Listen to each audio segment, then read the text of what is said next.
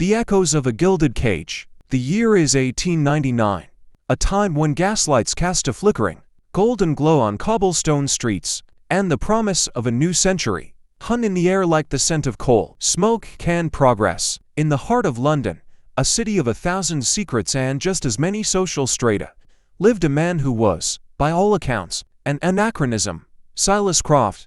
Silas was not a titan of industry or a decorated war hero, though he'd seen his share of both. He was, to put it plainly, a chronicler of forgotten things. His office, tucked away above a bustling bookshop in Charing Cross, was a chaotic sanctuary of dusty ledgers, maps with faded borders, and the hushed whispers of history. Silas wasn't a historian in the academic sense. He was a detective of the past, a man who believed that the true story of humanity wasn't in the grand, sweeping narratives of kings and queens, but in the forgotten footnotes, the crumpled letters, and the silent grief of ordinary people. He had a dry wit that could flay a pompous tear and a kindness that could mend a broken heart, often with the same impeccably tailored suit and a steaming cup of tea. His latest obsession, a case he dubbed the Gilded Ghost, centered on the disappearance of a young woman named Eleanor Vance. Eleanor was the daughter of a prominent industrialist, a man who had built his fortune on the backs of railway workers and the promise of a new era of steel and steam. She was,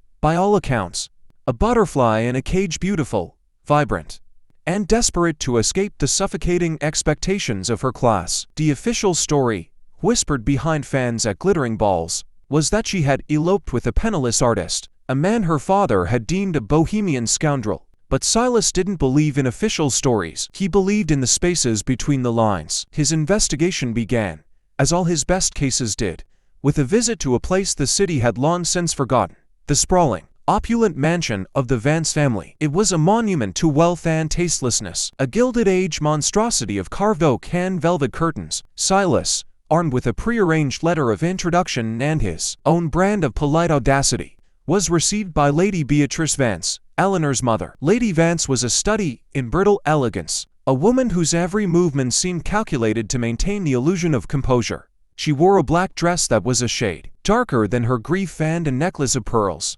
that looked more like a shackle than a luxury. "Mr. Croft," she said, her voice a brittle whisper, "I'm not sure what you hoped to find here. My daughter is gone. She made her choice." "Lady Vance," Silas replied, his voice soft but firm. "The choices people make are rarely as simple as they appear. Sometimes, a choice is the only option left. I'm simply trying to understand the circumstances that led to this one."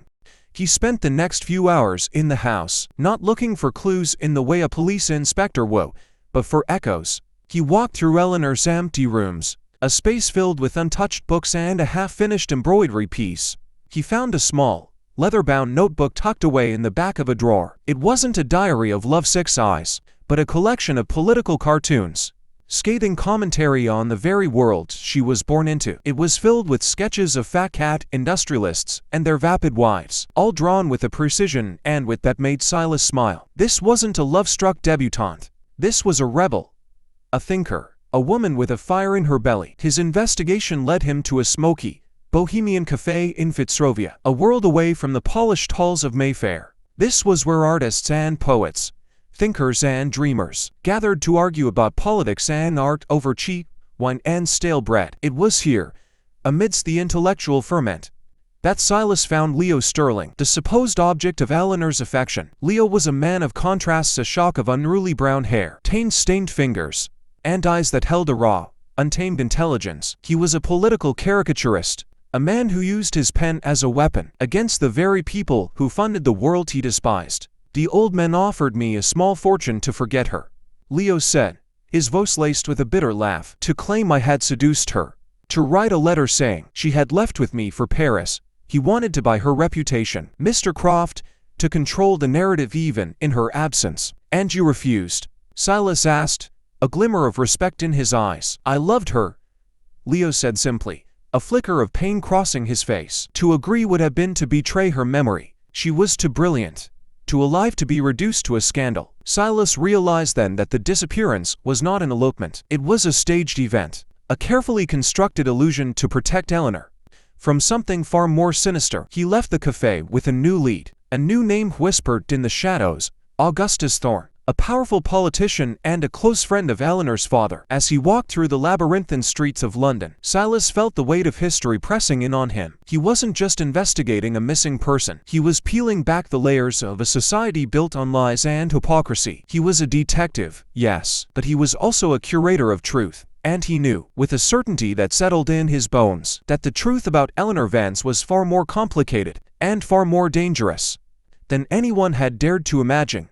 The silent scream of progress. The trail of Eleanor Vance led Silas Croft down a rabbit hole of political intrigue and social upheaval. His investigation into Augustus Thorne revealed a man who was not merely a politician, but an architect of an emerging social order, one built on the promise of progress, but stained with the grime of exploitation.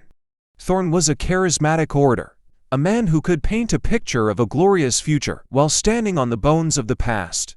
Silas's pursuit of Thorne took him from the hallowed halls of Parliament, where he felt as out of place as a badger at a tea party, to the grimy, smoke-filled factories on the outskirts of London. He was not looking for a smoking gun, a confession scribbled on a napkin. He was looking for the silent screams, the unseen truths that history often buries beneath a veneer of respectability. He found one such truth in the form of a former factory foreman, a man named Barnaby Thorne. No relation to the politician, but sharing a name that was, in itself, a cruel joke. Barnaby was a man with a haunted look in his eyes, a man whose hands bore the scars of 1,000 hours of labor.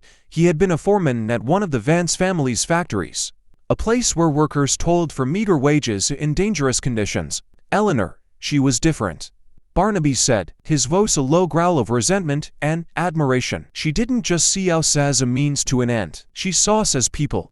She'd come to the factory, not in her fine clothes, but in a plain dress. And she'd talk to the men, to the children. She'd listen to their stories. It was a startling image, the daughter of the industrialist, the heiress to the empire, walking among the very people her family exploited. Barnaby pulled a folded, grimy piece of paper from his pocket and handed it to Silas. It was a list of names, a detailed account of factory conditions, the low wages, the long hours, and the horrific accidents that were routinely swept under the rug. It was a document of rebellion, and at the top, in a delicate, flowing script, was Eleanor's name. "She gave me this," Barnaby said, his voice thick with emotion. "She was trying to expose them. She wanted to use her position, her privilege, to change things. But they found out. Thorne and her father, they found out." The puzzle pieces began to fit together, creating a picture of a far grander conspiracy and a simple elopement. Eleanor hadn't run away. She had been silenced. She had been a threat, not just to her father's business, but to the entire political and economic system that Augustus Thorne was so carefully crafting. The deeper Silas delved, the more he realized that the story of Eleanor Vance was a microcosm of a much larger conflict, the clash between the old world and the new, between the unbridled greed of the Gilded Age and the burgeoning demand for social justice. His investigation took an unexpected turn when he received an anonymous tip. A coded message slipped under his office door. It directed him to a small, unassuming bookstore in the East End, a place where radical thinkers and political dissidents gathered. It was there that he met Molly O'Connell, a fiery Irish woman with a sharp tongue and an even sharper mind. Molly was a leader in the suffragette movement, a woman who believed that the fight for women's rights was inextricably linked to the fight for workers' rights. "Eleanor was one of us," Molly said, her eyes burning with a fierce conviction, "not in the way you might think, with speeches and banners, but in spirit. She believed in our cause. She used her position to get us information, to fund our printing presses. She was a ghost in their machine, a phantom of progress." Molly provided Silas with the final piece of the puzzle, a clandestine meeting place, a safe house used by the suffragettes and other dissidents, where Eleanor had been a frequent visitor. The safe house was a small, two-story building on a quiet street, and it was there, in a hidden compartment in the wall, that Silas found her final message. It wasn't a letter, not a diary entry. It was a meticulously detailed plan, a blueprint for a political campaign, a series of public speeches and exposes, designed to dismantle the very foundation of Augustus Thorne's political career and her father's business empire. It was a plan that would have brought the entire system crashing down. As Silas read, a chilling realization washed over him. Eleanor hadn't just been silenced, she had been erased. Her father and Thorne hadn't wanted to simply discredit her. They had wanted to obliterate her. to make her an example of what happened to those who dared to challenge the established order. The elopement was a smokescreen, a narrative carefully crafted to ensure that no one would ever believe her if she ever reappeared. Silas now held the key to the truth, but it was a truth that came with a heavy price. It wasn't just a story of love and loss. It was a story of power and corruption, of a young woman who had dared to be a voice for the voiceless, and was silenced for her courage. The echoes of her fight, the silent screams of progress, were now in his hands, and he knew, with a certainty that was both exhilarating and terrifying, that he had to tell her story. The unveiling of the Gilded Ghost, the revelation that Eleanor Vance was not a runaway romantic but a silent rebel, a martyr of social justice, ignited a new fire in Silas Croft.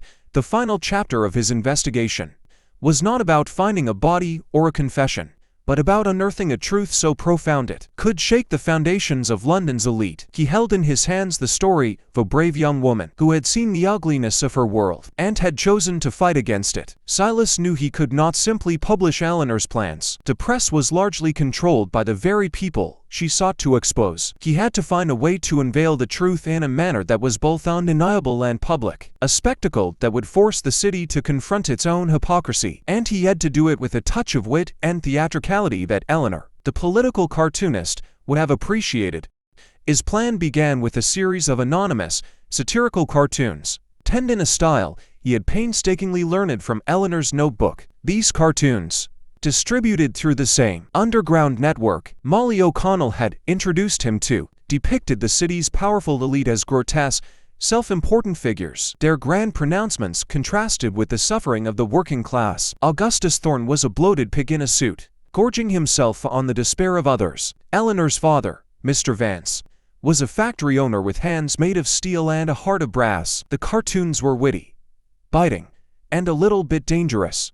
They began to circulate, sparking hushed conversations and nervous laughter in the very circles they mocked. The final act of his plan was the most audacious. He orchestrated a grand public lecture, ostensibly about the historical significance of the Gilded Age, in a prestigious London theatre. He used his connections and his reputation as a chronicler of history to draw in a large, influential crowd, including Augustus Thorne and a reluctant Mr. Vance. The room was filled with the city's elite, their faces a mask of polite curiosity. Silas, standing at a lectern with a spotlight illuminating his face, began his lecture with a seemingly innocuous discussion of the economic and social changes of the era. He spoke of progress and innovation, of the beautiful new century on the horizon. His tone was measured, academic, and dryly witty, the kind of wit that made his audience comfortable. He was setting a trap, and they were walking right into it. Then, with a casual turn of phrase, he shifted. He began to speak of the unseen cost of progress. He spoke of the silent voices,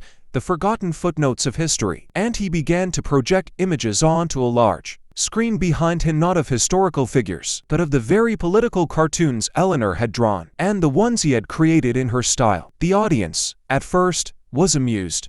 They saw the caricatures as clever social commentary. But as Silas's lecture continued, he began to connect the images to real events, real people, and real injustices.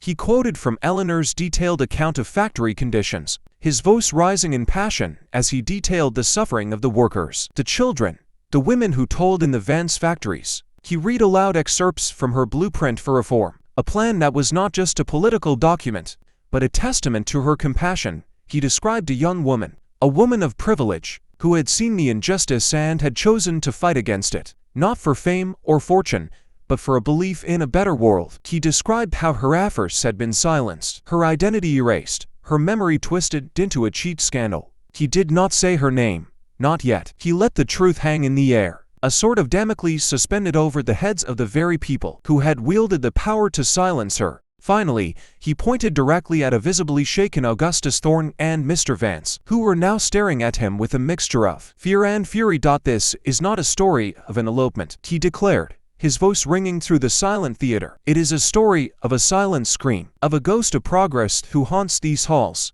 who reminds us that the promise of a new century is nothing but a lie if it is built on the backs of the suffering." Her name was Eleanor Vance. The theater erupted in a cacophony of gasps, angry shouts, and hushed whispers.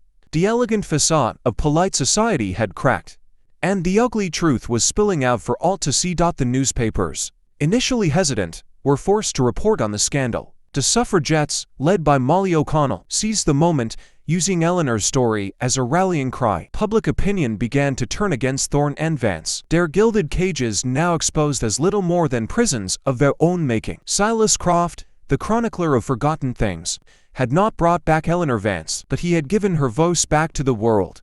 He had proven that history was not a monolithic narrative of the powerful, but a tapestry woven with the threads of individual courage and silent rebellion. The story of the Gilded Ghost was no longer a secret, but a whisper on the wind, a beacon of hope for a new century that was, perhaps, not so rotten after all. He closed his office door late that night, the city outside a whirlwind of scandal and change. He looked at the empty space on his shelf where Eleanor's notebook had been. He had told her story, not in the dry prose of a history book, but in the vibrant, messy, and undeniable language of a human life. He had found her, not in a Parisian café, but in the heart of a city that had tried so desperately to forget her. And in doing so, he had proven that even the most powerful of forces could not, in the end, bury the truth.